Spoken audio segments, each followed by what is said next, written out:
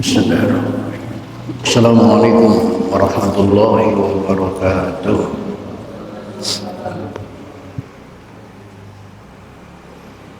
Alhamdulillahirabbil alamin. Wassalatu wassalamu ala asyrafil anbiya'i wal mursalin. Sayyidina wa habibina wa syafi'ina wa maulana Muhammadin wa ala alihi wa ashabihi ajma'in. La haula wa la quwwata illa billahil aliyyil azim. Amma ba'da. Qad qala ta'ala fi ayatihil karim. A'udzu billahi minasyaitonir rajim. Bismillahirrahmanirrahim. Wa ma khalaqtul jinna wal insa illa liya'budun. Shadaqallahul adzim. Bapak-bapak segenap pengurus dan jamaah Masjid Jami Nuruddin, bil khusus yang hadir ta'lim pada malam ini, yang saya hormati dan yang saya muliakan, mudah-mudahan dengan bertaklim kehidupan kita mendapat kemuliaan dari Allah Subhanahu wa Ta'ala. Puji serta syukur mari kita panjatkan kehadirat Allah. Salawat serta salam mari kita tersanjungkan kehadiran Rasulullah Muhammad sallallahu alaihi wasallam. Hadirin rahimakumullah, kajian kita pada malam ini melanjutkan metodologi fikih dengan kitab Fathul Qarib atau yang tayang di layar, begitu kitab Tausyekh sebagai syarahnya. Malam ini di kitab yang Bapak pegang yaitu di halaman 149. 149 baris ketiga dari bawah ada kalimat malam yataqaddam alaihi. Silakan dicari dan diperhatikan, dan kita buka saja taklim ini dengan sama-sama membaca Al-Quran surah Fatihah, berharap kepada Allah Subhanahu wa Ta'ala semoga dengan asbab membaca Fatihah Allah berkenan mengampuni dosa dan kesalahan yang pernah kita lakukan di masa lalu kita. Amin. Terutama untuk kedua orang tua kita, keluarga kita, saudara-saudara kita muslimin dan muslimat yang sebagian besar mereka sudah ada di alam barzakh. Semoga diampuni semua dosa dan kesalahannya oleh Allah dan terima amal ibadahnya oleh Allah Subhanahu wa Ta'ala. Dan bagi kita yang masih hidup, semoga dengan niat akan selalu hadir di majlis taklim, semoga Allah berikan kepada kita panjang umur yang disertai dengan sehat walafiat, dihiasi dengan rezeki yang jembar, dan keluarga kita semoga menjadi keluarga yang soleh dan solehah semuanya. Bismillahirrahmanirrahim. Rasulillah wa bibarakati ummil Quran. Al-Fatihah. Bismillahirrahmanirrahim. Alhamdulillahirabbil alamin arrahmanir rahim maliki yaumiddin. Iyyaka na'budu wa iyyaka nasta'in. Ihdinas siratal mustaqim, siratal ladzina an'amta 'alaihim ghairil maghdubi 'alaihim waladdallin. Silakan diperhatikan 149 baris ketiga dari bawah. Saya ulangi dari atas baris kedua, wa ayyu maudin, karena rujuknya matan ke matan. Yang disebut matan itu yang dikurung, itu matan. Yang tidak dikurung itu syarahnya. Wa ayyu maudhi'in shalla fil masjidi bi sholati imamihi fihi, di mana saja tempatnya sholat di masjid itu boleh bermakmum siapa saja, di mana saja, kiri, kanan, belakang. Syaratnya malam yataqaddam alaihi, selama makmum itu tidak mendahului kepada imam. Pakai tidak ya, di sini nggak ada tidaknya. Selama makmum itu tidak lebih depan dari imam. Apa yang menjadi ukurannya? Yang menjadi ukuran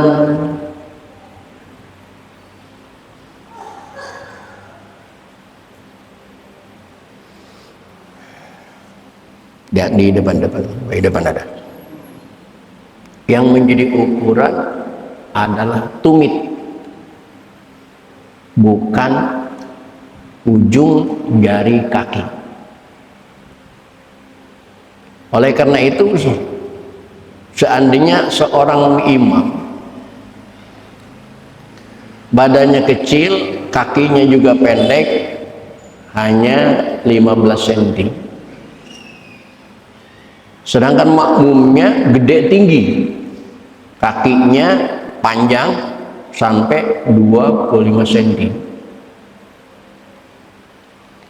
Jika berbaris dengan imam, sejajar dengan imam, maka terjadi jari kakinya makmum lebih depan daripada jari kakinya imam. Tetapi tumitnya makmum pasti lebih timur atau lebih belakang daripada imam. Itu pun berjamaahnya sah. Karena yang menjadi ukuran bukan ujung jari kaki, tetapi tumitnya.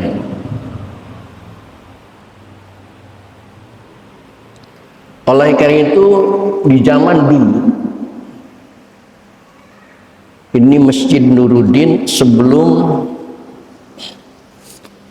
barisannya dimiringin masih begini, ada pemahaman nggak apa-apa, sejadah nggak usah dimiringin, yang penting jamaahnya yang miring, sejadahnya tetap lurus. Maka ketika sejadah lurus, imam di sini tarik tumit makmum, tumit imam pakai benang, dipakai lot benang 90 derajat, maka terjadi ke sini nih.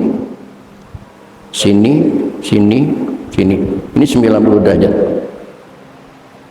Maka orang yang sholatnya di depan ini menjadi tidak sah. Karena kalkulasinya dia lebih kiblat daripada imam.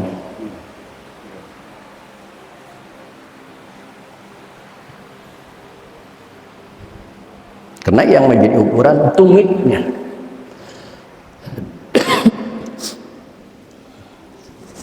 Ada beberapa orang pengurus yang ketika saya sarankan sejadahnya dimiringi, dia nggak mau.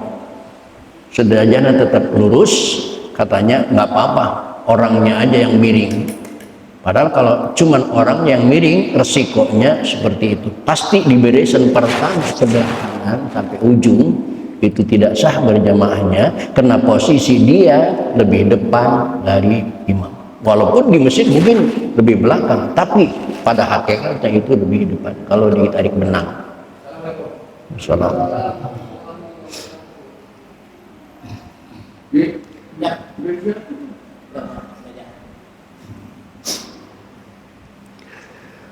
Oleh karena itu, fa in taqaddama, maka jika mendahului makmum, el makmum yakni makmum, alaihi kepada imam, el imami kepada yang yakinan, dengan yakin, biaqdihi dengan tumitnya, mendahului makmum kepada imam dengan tumitnya, fi jihatihi di jihadnya imam sesuai dengan arah kiblat, maka resikonya lam tan akid sholatu, maka tidak sah sholatnya. Itu resikonya. Yang sebelah kiri aman, karena pasti di belakang imam. yang sebelah kanan. Bahkan kalau kemiringannya ekstrim bisa 2 baris yang tidak sah. Lam tanaqid sholatuhu, maka tidak sah sholatnya. Maka kemiringan ada. Beberapa ustaz yang mentertawakan program saya memiringkan masjid, begitu aja diurusin.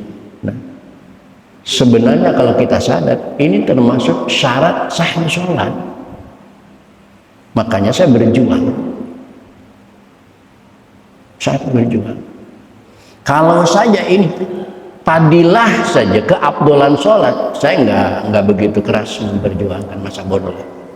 Kalau hanya fadilah atau sunnah, ini syarat sahnya sholat, makmum itu harus belakang daripada imam.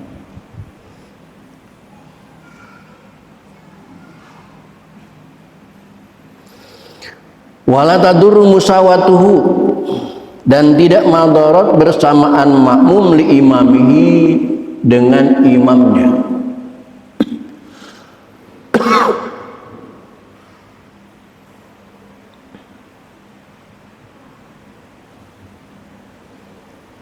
Bagaimana kalau imam dan makmum posisinya sama?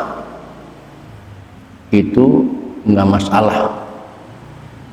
Tetapi lihat di layar, lakinnaha makruhah.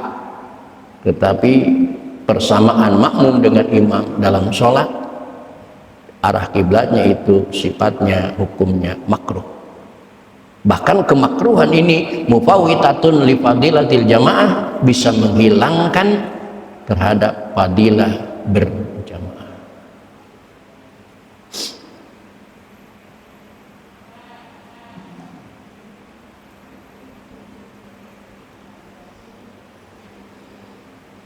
Tetapi lihat di layar,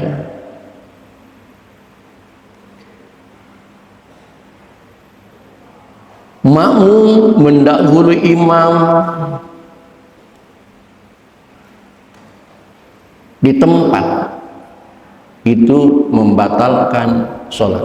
Sebagaimana makmum mendahului imam kata qaddumi bi takbiratul ihrami, makmum takbiratul ihramnya lebih dulu daripada imam. Ini juga sama lam tanaqid sholatul.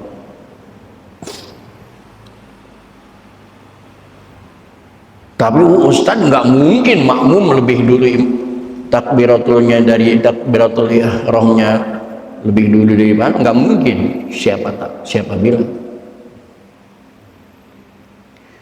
Seandainya ada seorang imam yang waswas, tahu waswas? Beliau sholat dengan kewaswasannya, sholli fardhal maghrib, sholat sholawat Allahu akbar, gagal lagi, Allah, gagal lagi, Allah, gagal lagi. Makmum yang tidak tahu bahwa kiai itu waswas, dia berjamaah normal. Begitu imam selesai takbir Allahu akbar, makmum langsung sholli fardhal maghrib, sholat makmum Allah akbar. Imam kena waswas membubarkan takbir lagi, Allah akbar lagi, makmum tidak membubarkan takbir tadi. Itu termasuk makmum mendahului takbiratul ihramnya imam.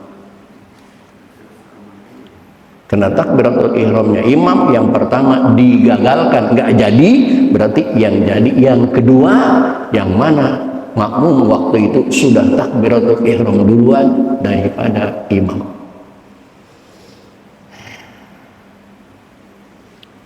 Lianna hada abhash, ini lebih jelek minal khulafah bil af'alil mubtilah. Wa yahtadiru makmum dan muter makmum itu nurban senggak dengan sunnah inshallu fil masjidil haram, kalau sholat di masjidil haram haulal ka'bah, di sekitar ka'bah. Maka kalau sholat di sekitar ka'bah, makmum itu muter kama fa'ala Ibnu Jabir, sebagaimana yang dikatakan oleh Ibnu Jabir radhiyallahu anhu, wa la yadur kaunul makmum aqrabu ilal ka'bah fi ghairi jihatil qiblati, dan tidak menjadi masalah. Keberadaan makmum itu lebih dekat daripada imam ke Ka'bah.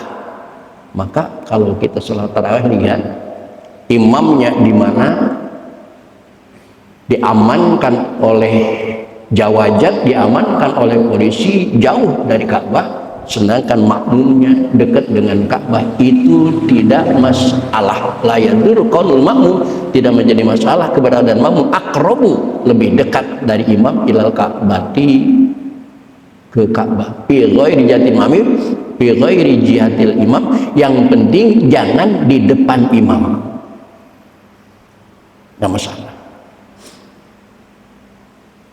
Imam di timur, makmum di barat, utara dan selatan penuh makmum semua. Imam jaraknya 20 meter dari Ka'bah, sedangkan makmum jaraknya cuma 10 meter. Tapi keberadaan makmum bukan di depan imam, bukan di arah timur, tetapi di arah barat, utara dan selatan. Itu tidak jadi masalah. Idla yaduru bidzalika mukhalafatul fahisyah bi khilafi menjadi. Jadi jangan aneh, kalau sholat di Mekah nggak mesti menghadap barat. Maka yang salah itu masjid menghadap barat, kena Ka'bah bukan barat.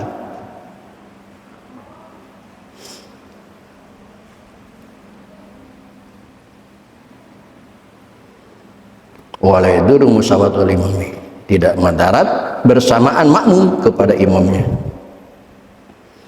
Tetapi wayundabu, dan disunahkan takhallufuhu, mundurnya makmum an imamihi, dari imamnya, qalilan, sedikit. Disunahkan makmum lebih belakang daripada imam sedikit, cukup sedikit saja. Sedikitnya ukuran apa? Lihat di layar. Bi anta akhara asabi'ahu an aqbi imamihi, gambarannya deriji makmum, deriji kaki makmum lebih timur daripada tumitnya imam. Lagi-lagi, ujung deriji kaki makmum lebih timur daripada tumitnya imam. Jadi secara total telapak kaki makmum itu harus lebih belakang daripada telapak kaki imam. Tetapi juga wala yasiru bihada takhalluf munfaridan anis sofi, dan tidak jadi makmum dengan mundurnya ini termasuk orang yang menyendiri dari sof. Tetapi jangan terlalu jauh sehingga terkesan makmum itu sholat sendiri karena terlalu jauh dari imam.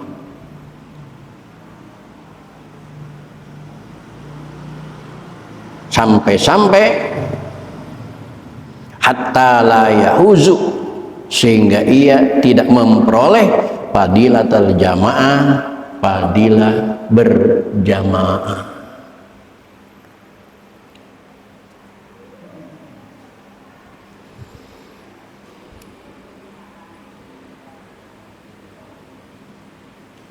Berapa ukurannya? Wa in zada, jika makmum zada ta'akharu anhu, mundur daripada imam lebih daripada salah satu adru'in, 3 hasta. 3 hasta itu kalau dimeterin 1,5 meter ya, 1,5 meter. 1 hasta kan segini ya, sisiku. Kalau dimeterin 3 hasta itu berapa? Kalau makmum mundur daripada imam sampai 3 hasta, faqadin farada anis sofi, maka dia terhitung lepas dari barisan, wafawata fadilatani fadilata sofi, dan dia ketinggalan dua fadilah, fadilah sof dan fadilah berjamaah, tidak dapat fadilah berjamaah.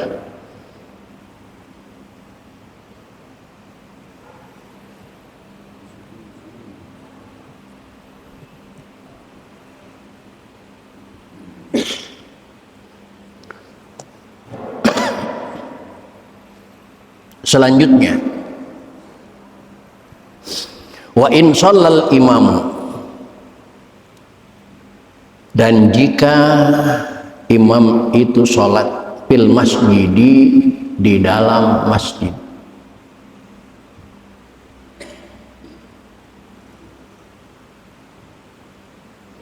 wal ma'mum, sedangkan makmumnya kharijal masjid, di luar masjid, sebagaimana dialami oleh jamaah Nuruddin sebelum masjid ini ditingkat. Makmumnya di masjid, jamaahnya di luar masjid, di jalan. Hala qauni qariban, dalam keadaan makmum itu dekat minhu dari imam, al-imami, yakni imam, tetapi jarak imam dan makmum itu masih terhitung dekat. Kedekatannya seberapa dekat? Bi alam yazid musafatu ma bainahuma, itu dengan tidak melebihi perjalanan antara imam dan makmum, ala salasimiati dhira'in,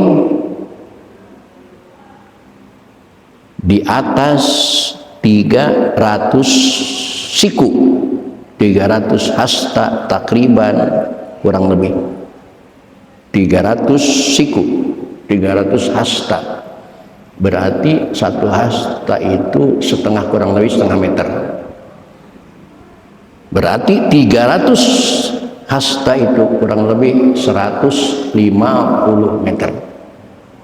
Imamnya di masjid, makmumnya di luar masjid, tetapi jaraknya tidak sampai 150 meter, dan dalam posisi wahwa, dan ia makmum, yakni makmum, alimun bi sholatihi, mengetahui kepada sholatnya imam, al-imami, imam,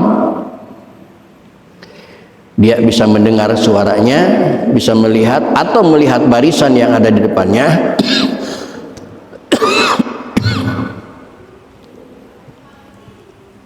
Wala haila, dan tidak ada penghalang hunaka di tempat itu, bainal imam wal makmum, antara imam dan makmum, menembus imam kepada makmum, tidak ada penghalang, tidak ada pintu yang digembok, tidak ada gerbang yang dikunci. Maka jawabannya jazal iktida'u, maka boleh bermakmum mengikut kepada imam. Boleh, boleh. Imamnya di sini, makmumnya di depan rumah Kongbirin. Kira-kira ada nggak 150 meter dari sini ke rumah Kongbirin? Tidak, kurang. Berarti masih sah berjamaah. Suara masih kedengaran, gerakan masih bisa dipantau jamaah yang terdekat kepada dia.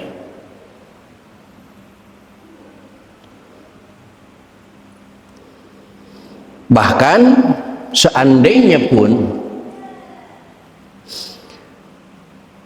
ada jarak 150 meter dari imam ke makmum yang di depan rumah Kongbirin, ternyata ini ada iktibar lagi, waktu tabaru, dan dihitung al-musafatu, perjalanan al-mazkuratu yang tersebut itu, min akhiril masjid, dari akhir masjid. Terhitung 150 meter itu dari tangga masjid, bukan dari mimbar masjid, bukan, tapi dari akhir masjid.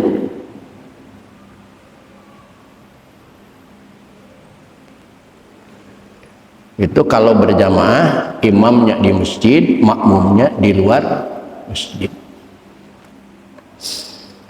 Tapi kalau jamaahnya di masjid, makmum jadi masjid, tadi sudah dijelaskan selama dia tidak lebih depan dari masjid.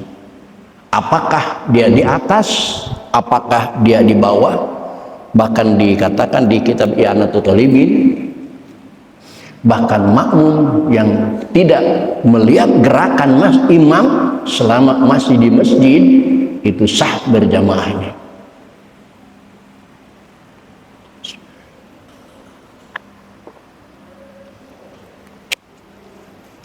Bahkan ini di sini makmum, di sini imam, di sana kan ada ruangan. Ada orang yang sholat di ruangan sono, kan tidak melihat imam karena tidak ada pintu. Selama di masjid itu sah berjamaahnya. Syarat harus ada istitrak, jamaah nembus ke imam tanpa menoleh ke arah kiblat. Maka di masjid-masjid itu biasanya ada pintu di depan, mengkhawatirkan jamaah tidak sah berjamaah dengan imam, karena kalau mau masuk menolong imam dia harus berbalik badan dari arah kiblat. Itu katanya tidak sah berjamaahnya. Itu pelaturan itu kalau berjamaahnya bukan di masjid. Selama jamaahnya di masjid tidak ada halangan, mau menghadap kiblat kek, mau membelakangi kiblat kek, ketika ada udzur dengan imamnya lalu dia menolong imam, itu selama masih dalam satu atap itu tidak ada batasan.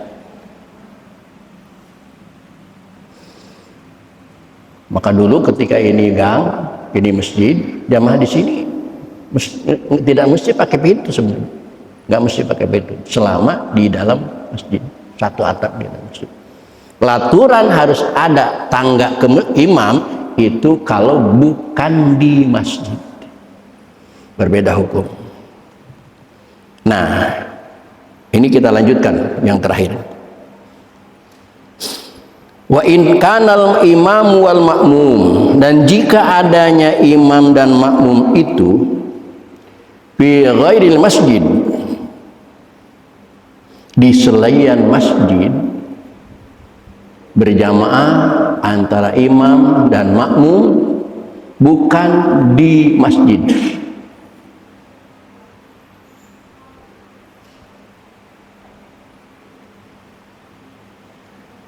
Imma ayyakuna fi qada'in, imma dia di tanah lapangan,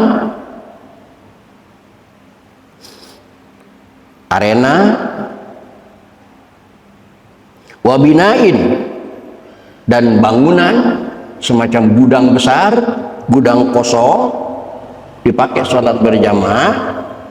Maka syaratnya maka syaratnya alla yazida, ialah tidak melebihi ma bainahuma, jarak antara imam dan makmum, ala salasati mi'ati dhura'in, kepada 300 hasta atau 300 siku.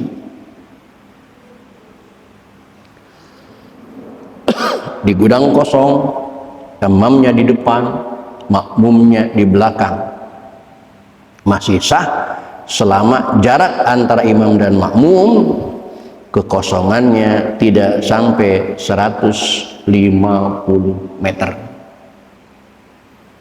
Tetapi kalau jarak antara imam dan makmum penuh dengan jamaah, maka tidak ada batasan 150 meter atau 300 hasta. Mau 1000 meter ke sana, mau 2000 meter, selama jamaahnya nyambung itu tidak ada batasan. Yang dibatas tidak boleh melebihi 150 meter itu kalau jamaahnya kosong antara makmum dan imam, tidak boleh jaraknya lebih daripada 300 hasta. Nah, dengan demikian wa alla yakuna, dan jangan ada bainahuma, antara imam dan makmum, hailun, yang menghalangi kababin, seperti pintu. Tidak boleh makmum imamnya di kantor gudang itu, makmumnya di gudang. Padahal di kantor itu, antara kantor dan makmum itu pintu kantornya ditutup. Itu tidak boleh.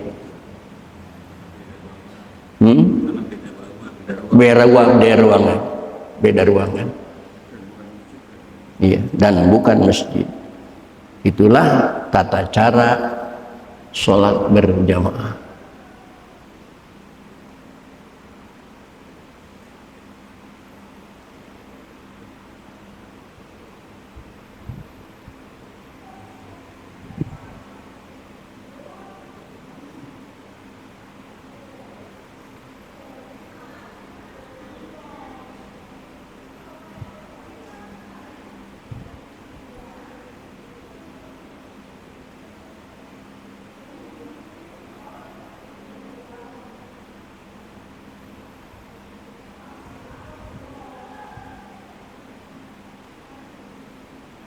Ke depan kita akan membahas sholat yang istimewa dan sekaligus sholat yang terhina, itu sholat qashar.